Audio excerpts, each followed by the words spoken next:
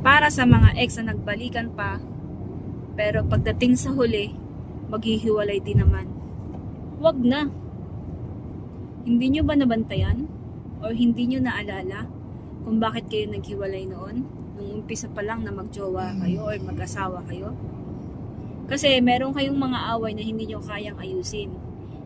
Na hindi nyo kayang bigyan ng solusyon, kaya kung bakit natapos kayo ng gano'n na lang. Tapos magbabalikan kayo. Tapos paulit-ulit yung pag-aawayan yung dati nyong pinag-awayan. Hindi kayo uusad niyan.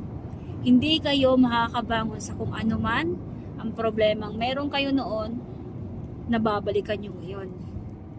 Kahit pa sabihin ng isa na nagbago na talaga siya, pero yung isa hindi makapaniwala o ayaw maniwalang nagbago na kasi nga paulit-ulit na binabalikan yung mga away, wag na.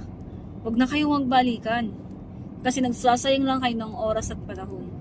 Sasayang lang kayo ng mga laway, load, ng kakadutdut sa cellphone, sa paulit-ulit na away na wala namang katapusan.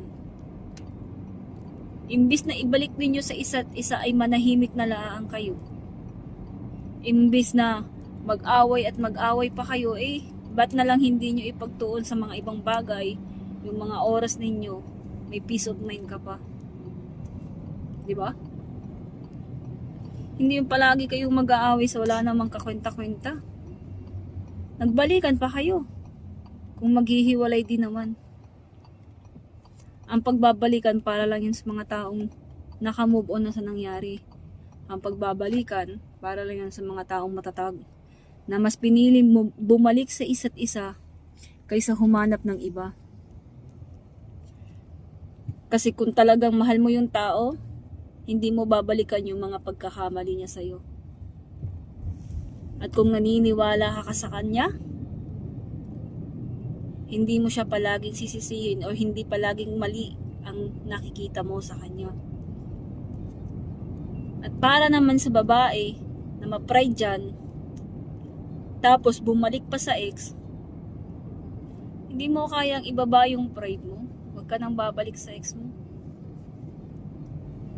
Dahil kahit anong sabihin mong mahal mo yung ex mo, kapag pride mo ang piniiral mo, at hindi mo kayang ibaba o isang tabi yung pride mo at palaging gusto mo ikaw ang tama,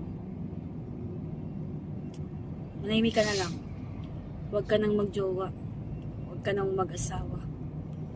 Kasi makakabitaw ka lang ng salita na hindi maganda sa tao namang